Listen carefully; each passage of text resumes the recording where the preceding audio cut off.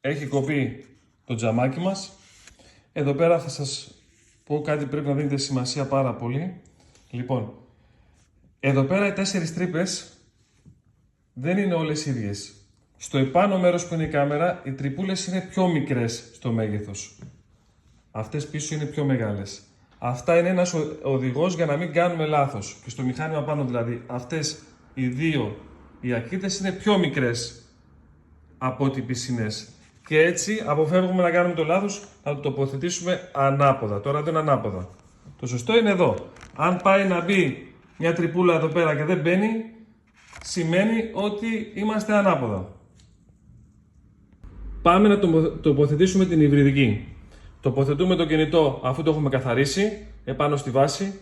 Πατάμε 2 δευτερόλεπτα το διακόπτη για να το κλειδώσει.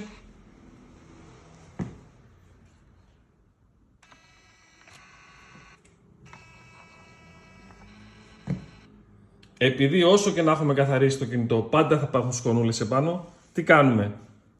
Παίρνουμε από την υβριδική το επάνω το φιλμάκι το πρώτο, την προστασία, και πάμε την τοποθετούμε στο κινητό για να το κάνουμε μία υποτυπώδη αποτρίχωση.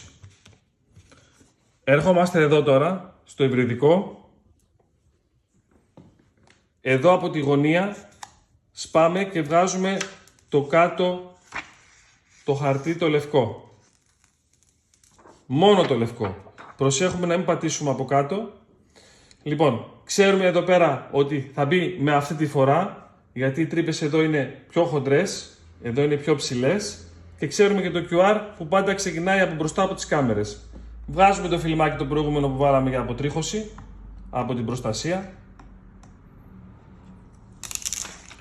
Ερχόμαστε τώρα, βάζουμε μία γωνία μετά διαγώνια πίσω, άλλη μία γωνία εδώ και άλλη μία γωνία εδώ.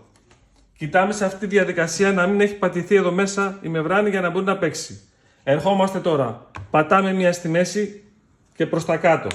Αφού το πατήσουμε αυτό, πατάμε εδώ πέρα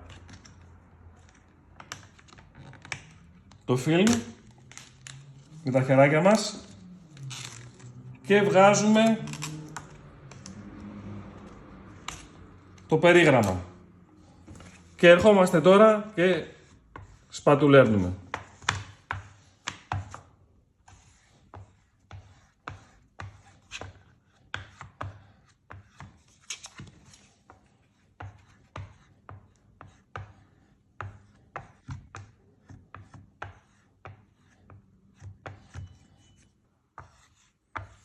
Αφού τελειώσουμε με το σπατουλάρισμα, ελέγχουμε μπας και έχουμε κανένα σκουπιδάκι. Όπου έχει τυχόν φουσκαλίτσα, με την μύτη κάνουμε αυτό το πραγματάκι και είμαστε ok.